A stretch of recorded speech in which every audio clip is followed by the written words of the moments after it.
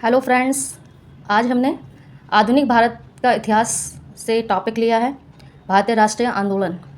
तो भारतीय राष्ट्रीय आंदोलन बहुत ही ज़्यादा इम्पोर्टेंट टॉपिक है जो ज़्यादातर एग्ज़ामों में पूछा जाता है। ठीक है, तो आज हम इसी को पढ़ेंगे और सबसे पहले शुरुआत करेंगे हम कांग्रेस की स्थापना से। ठीक है, इस वीडियो में आज हम पढ़ेंगे कि कांग्रेस की स्थापना कब हुई थी, कहाँ हुई थी, किसने की थी। ठीक है, सारी बातें हम इस वीडियो में एक वीडियो में ही पढ़ लेंगे और ये बहुत ही ज़्यादा इंपॉर्टेंट टॉपिक है। तो आप मेरे साथ इसको पढ़ें और अगर आप नोट करना चाहते हैं तो नोट भी कर सकते हैं और इसका आप स्क्रीनशॉट भी ले सकते हैं। ठीक है, चलो शुरुआत करते हैं। देखिए, भारतीय राष्ट्रीय आंदोलन का जो प्रारंभ है वो कब से माना जाता है, कब से हुआ था भारतीय राष्ट्रीय आंदोलन का। ठीक है, तो ये 3 चरणों में हुआ था। ठीक है, 3 चरणों में। कब से प्रारंभ हुआ है ये प्रारंभ हुआ है जब कांग्रेस की स्थापना हुई थी। कांग्रेस की स्थापना कब हुई थी? 1885 ईस्वी में हुई थी। कब हुई थी?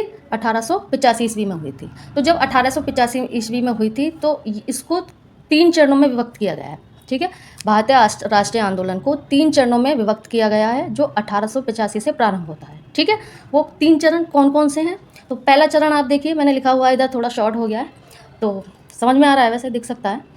देखो, तो जो पहला चरण है वो पहला चरण क्या है? वो है उदारवादी नरमपंथी चरण। कौन सा है? उदारवादी और नरमपंथी चरण, जो था 1885 ईस्वी से लेकर 1905 ईस्वी तक।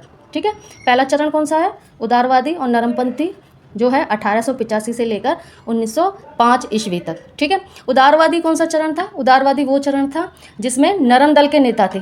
नरम दल के मतलब क्या है? नरम दल का मतलब है जो ये चाहते थे कि हमारा देश आज़ाद सिर्फ आराम से बात करने से या पत्राचार करने से, प्रतिवेदन करने से अंग्रेज़ों को नरम काम होता रहे, आराम से उदारवादी काम होता रहे, कोई लड़ाई झगड़ा ना हो, कोई हिंसा ना हो। तो जो ये विचारधारा रखते थे वो लोग कौन थे? वो उदारवादी दल के नेता थे। ठीक है, जो चाहते थे हमारे पत्रों से ही और प्रतिवेदन से ही या रिक्वेस्ट करके ही हमारे देश को आज़ादी मिल जाए। ठीक है, तो वो कौन से थे? वो उदारवादी दल के नेता थे जिनको नरमपंथी या उदारवादी के नाम से जाना जाता था। तो ठीक है, पहला चरण जो था वो था आपका 1885 से लेकर 1905 ईस्वी तक। ठीक है, उसके बाद दूसरा चरण आता है राष्ट्रीय आंदोलन में। दूसरा चरण है वो आपका है उग्रवादी या गर्मपंथी।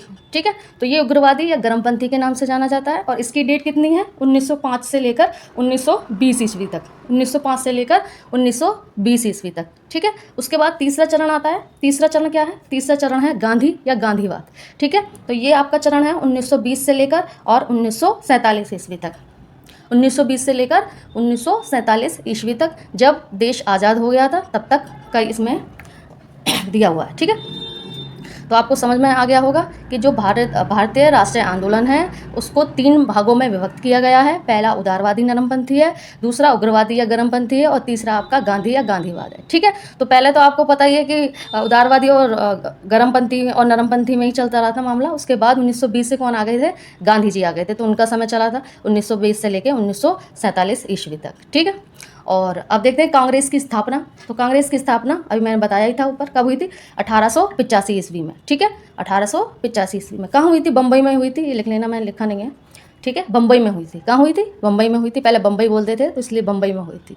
ठीक है, और इसकी स्थापना किसने की थी? A.O. हुम ने की थी। किसने की थी? A.O. हुम ने की थी। किसकी स्थापना? कांग्रेस की स्थापना। ये मोस्ट इंपॉर्टेंट फैक्ट्स हैं जो हमेशा एग्जाम में पूछे जाते हैं, जरूर पूछा जाता है। ये जनरली ये क्वेश्चन तो आपको हर जगह मिल ही जाता है कि कांग्रेस की स्थापना किसने की थी। तो किसने की थी? A.O. हुम ने की थी। ठीक है, उसके नीचे मैंने लिखा हुआ है कि विलियम वेडरवन जो थे इनके जीवनीकार थे। ठीक है, तो हुम की जीवनी किसने लिखी थी? ये क्वेश्चन भी पूछा जाता है कि विलियम वेडरवन ने। किसने लिखी थी? विलियम वेडरवन ने किसकी जीवनी लिखी थी? A.O. हुम की लिखी थी। ठीक है, चलो, उस समय भारत का गवर्नर जनरल या वायसराय कौन था? उस समय भारत का गवर्नर जनरल या वायसराय कौन था? तो उस समय कौन था? डफरिन। कौन था? डफरिन था। किस समय? जब कांग्रेस की स्थापना हुई थी तो उस समय गवर्नर जनरल कौन था भारत का? वो था डफरिन। ठीक है, उसके बाद अगला क्वेश्चन है कि भाई उस समय में इंग्लैंड का पीएम कौन था? तो इंग्लैंड का पीएम कौन था? वो था ग्लैडस्टोन। कौन था? ग्लैडस्टोन, जो था उदारवादी या लिबरल पार्टी का। ये पार्टी भी पूछी जाती है कि जब कांग्रेस की स्थापना हुई थी तो उस समय पर जो पीएम थे इंग्लैंड के, वो किस पार्टी के थे? ठीक है, तो वो थे उदारवादी या लिबरल पार्टी के थे। कौन से? उदारवादी या लिबरल पार्टी के थे। ठीक है, उनका नाम क्या था? ग्लैडस्टोन। ठीक है, याद भी रख सकते हैं, मैंने इमोजी बनाया है, किस लिए बनाया है, ग्लैड मीन्स प्रसन्न होना। ठीक है, जब कांग्रेस की स्थापना होगी, कांग्रेस की स्थापना, तो इसलिए क्या है, लोग क्या हो गए, उससे प्रसन्न हो गए, ग्लैड हो गए, खुश हो गए। तो इसका मतलब इंग्लैंड का पीएम, इससे हम याद रखेंगे कि ग्लैडस्टोन था। ठीक है, उस टाइम पर। चलो आगे देखते हैं। कांग्रेस का प्रारंभिक नाम, कांग्रेस का प्रारंभिक नाम क्या था? क्या शुरू से ही कांग्रेस था या फिर शुरू से कुछ और था या उसके बाद कुछ और रखा गया? ठीक है, तो कांग्रेस की जब स्थापना हुई थी तो उस समय इसका नाम था भारतीय राष्ट्रीय संघ। क्या नाम था उस समय इसका? भारतीय राष्ट्रीय संघ, जिसको क्या बोलते थे? INU। ठीक है, INU का क्या मतलब है? National, Indian national union, Indian national union. तो इसका मतलब है भारतीय राष्ट्रीय संघ। ठीक है, पहले इसको इस नाम से जाना जाता है, जो इसका प्रारंभिक नाम था। पूछ लिया जाता है पेपर में कि कांग्रेस का प्रारंभिक नाम क्या था? तो कांग्रेस का प्रारंभिक नाम क्या था? भारतीय राष्ट्रीय संघ। ठीक है, उसके बाद इसको परिवर्तित कर दिया गया, मतलब चेंज कर दिया गया इसके नाम को फिर रख दिया भारतीय राष्ट्रीय कांग्रेस। क्या रख दिया? भारतीय राष्ट्रीय Congress, Indian national Congress, Indian national Congress. बस कितना अंतर हुआ? बस संघ और कांग्रेस का अंतर हुआ, ज़्यादा कुछ अंतर नहीं हुआ। ठीक है, संघ, पहले संघ था, उसके बाद में उसको हटाकर कांग्रेस कर दिया गया। ठीक है, ये तो पूछा जाता है। उसके अलावा एक बात ये आती है दिमाग में कि इस नाम का सुझाव किसने दिया था? ठीक है, तो इसका सुझाव जो नरम दल के नेता थे, दादा भाई नौरोजी। कौन थे? दादा भाई नौरोजी। तो इन्होंने ही इसका नामकरण किया था। भारतीय राष्ट्रीय संघ की जगह इन्होंने भारतीय राष्ट्रीय कांग्रेस को नाम दिया था। ठीक है, तो क्वेश्चन इस तरीके से पूछा जा सकता है कि कांग्रेस का जो नामकरण है वो किसने किया था, या नामकरण का श्रेय किसे दिया जाता है, या नामकरण को परिवर्तित करने का सुझाव किसने दिया था। ठीक है, तो 4 ऑप्शन दे देते हैं, उसमें से आपको एक चूज़ करना पड़ता है। ठीक है, तो ये हमने सारी बातें भारतीय राष्ट्रीय आंदोलन के विषय में पढ़ी, और कांग्रेस की स्थापना कब हुई थी, कहाँ हुई थी। ठीक है, उस समय वायसराय कौन थे या गवर्नर जनरल कौन थे, और प्रारंभिक नाम क्या था, परिवर्तित नाम क्या था। ठीक है, अब क्वेश्चन ये आता है कि आखिर कांग्रेस की स्थापना हुई क्यों थी? ये जो AO हुम है, इन्होंने कांग्रेस की स्थापना की थी, तो कांग्रेस की स्थापना की क्यों थी? ठीक है, ये प्रश्न आप लोगों के दिमाग में आता होगा, या अब आ रहा हो अगर आपने मेरी वीडियो देखी है, या सब लोग पढ़ते आए हैं कांग्रेस के बारे में, तो ये दिमाग में रहता है कि भाई कांग्रेस की स्थापना हुई क्यों थी। तो मैं बताती हूँ आपको, कांग्रेस की स्थापना इसलिए हुई थी, आप सभी को पता है कि हमारे देश पर अंग्रेज़ों का राज था। ठीक है, तो अंग्रेज़ जो लोग थे वो इंडियंस को हर तरीके से परेशान कर रहे थे, प्रशासनिक रूप में। जैसे उनको नौकरियां प्रदान ना करना, अगर नौकरियां कर रहे हैं तो दे रहे हैं तो उनको कोई प्रमोशन नहीं देते थे, उनको वेतन कम देते थे, या उनकी इंसल्ट करते थे, उनकी तुलना मतलब जानवरों से करी जाती थी, है ना, और उनको काला बोल के उनकी निंदा की जाती थी। और इस वजह से वो लोग बहुत परेशान हो गए थे, मतलब वो लोग क्या, हम लोग बहुत परेशान हो गए थे इंडियंस। तो इसलिए AO हुम ने ये सोचा कि भाई एक ऐसा मंच होना चाहिए जिस मंच पर आकर लोग बाग जो अपनी बात को रख सकें, है ना, अपनी विचारधारा को शेयर कर सकें। तो एक ऐसा प्लेटफॉर्म होना चाहिए। तो उस प्लेटफॉर्म को किसने बनाया था, यानी कि वो क्या था प्लेटफॉर्म? वो थी कांग्रेस। तो वो कांग्रेस का मंच जो जिसने तैयार किया था वो कौन थे? AO हुम।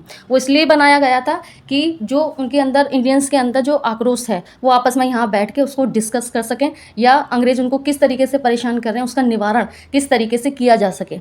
ठीक है, इसलिए AO हुम ने कांग्रेस की स्थापना की थी। और कांग्रेस की स्थापना कब हुई थी, कैसे हुई थी, वो सब चीज़ें आपने पढ़ ली हैं। ठीक है, तो लोग बाग जो वहाँ के, हम भारत के लोग जो थे, तो वो कैसे परेशान थे अंग्रेज़ों से? तो 1877 में क्या हुआ था? ये हम स्थापना, कांग्रेस की स्थापना हुई है 1885 ईस्वी में। ठीक है, तो 1885 से पहले की बात मैं आपको बता रही हूँ, 1877 में। तो 1877 में उस समय गवर्नर जनरल कौन था? लिटन था। कौन था? लिटन था। तो लिटन ने क्या किया था? दिल्ली दरबार लगाया था 1877 में। क्या किया था उसने? 1877 में दिल्ली दरबार लगाया था। क्यों लगाया था? उन्होंने महारानी विक्टोरिया का सम्मान किया था। कहाँ पर सम्मान किया था? भारत में। क्योंकि उनका इंग्लैंड में तो राज्याभिषेक हो रहा था, और उन्होंने सम्मान उनका कहाँ पर किया? भारत में किया। क्यों किया था? क्योंकि अंग्रेज़ों का शासन था भारत पर। तो जहाँ जहाँ पर अंग्रेज़ों के उपनिवेश थे वहाँ पर उन्होंने उनका स्वागत किया महारानी विक्टोरिया के राज्याभिषेक के उपलक्ष्य में। ठीक है, तो उस चीज़ से लोग वाग बहुत परेशान हो गए। क्यों परेशान हो गए? क्योंकि उस समय पड़ा था अकाल भारत में जब अकाल पड़ा था तो जो भारत के लोग थे वो तो भूखमरी से मर रहे थे। ठीक है, उनको खाने को नहीं था, और भूख के चक्कर में लोग वागों की लाशें सड़कों पे पड़ी हुई थी। लेकिन लिटन ने क्या किया? दिल्ली दरबार लगाया महारानी के सम्मान में, और खूब पार्टी और सेलिब्रेशन, शराब, ये सारी चीज़ें उस पार्टी में हुई। तो इससे लोगों के अंदर क्या हो गया? आक्रोश उत्पन्न हुआ। किसके खिलाफ? लिटन के खिलाफ, ठीक है। लेकिन वो कुछ कर नहीं पा रहे थे क्योंकि प्रशासन में सब लोग क्या थे, अंग्रेज़ थे, कोई बड़ा नेता उनका था नहीं, कोई बोलने वाला था नहीं, तो इस चीज़ को लेकर उनके अंदर बहुत ज़्यादा आक्रोश था, ठीक है। उसके बाद उसने दूसरा काम क्या किया, उसने आईसीएस की जो परीक्षा होती थी पहले, आईसीएस की परीक्षा जैसे आईएसपीसीएस की अब होती है, उस समय में आईसीएस की परीक्षाएं होती थी। तो उसने क्या किया, 1877 में 21 वर्ष की आयु थी, ठीक है, उसने उसको कम कर दिया, उसको घटा दिया, 19 वर्ष कर दिया, ठीक है। अगर कोई आईसीएस की परीक्षा को देना चाहता है तो उसकी उम्र 21 वर्ष की गई थी, लेकिन उसने उसको घटाकर क्या कर दिया था, 19 वर्ष कर दिया था। क्यों कर दिया था?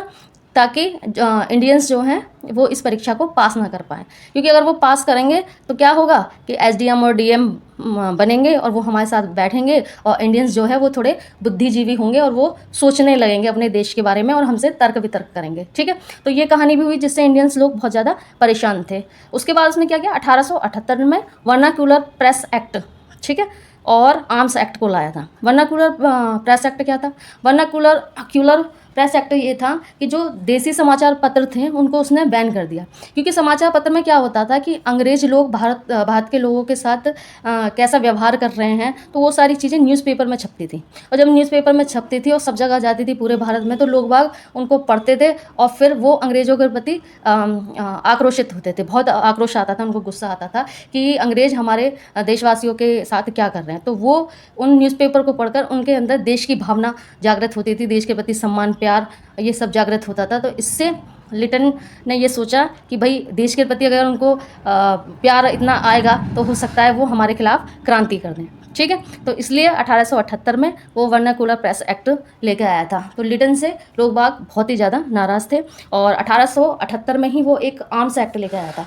आर्म्स एक्ट में क्या था कि लोग बाग जो अपने बचाव के लिए औजार शस्त्र उन्होंने अपने पास रखे हुए थे, तो उसकी भी अनुमति उसने बंद कर दी थी। कोई भी बिना उनके इजाज़त के कोई भी वो हथियार अपने पास नहीं रख सकते थे, ठीक है। तो ये सारे इतने सारे कारण थे जो भारत के लोग अंग्रेज़ों से इतने परेशान थे। तो इन सारी चीज़ों को देखकर ए.ओ. होम के दिमाग में ये बात आई कि क्यों ना एक ऐसा मंच हो जिस मंच पर आकर लोग बाग अपनी समस्याओं का समाधान करें, अपनी बातों को रखें, अपनी विचारधारा बताएं। तो इसलिए ए.ओ. होम ने कांग्रेस की स्थापना करी थी, ठीक है। तो आज हमने कांग्रेस की स्थापना के बारे में पढ़ा। अगर आपको अच्छी लगी हो ये वीडियो तो प्लीज़ सब्सक्राइब करें और लाइक करें। Thank you.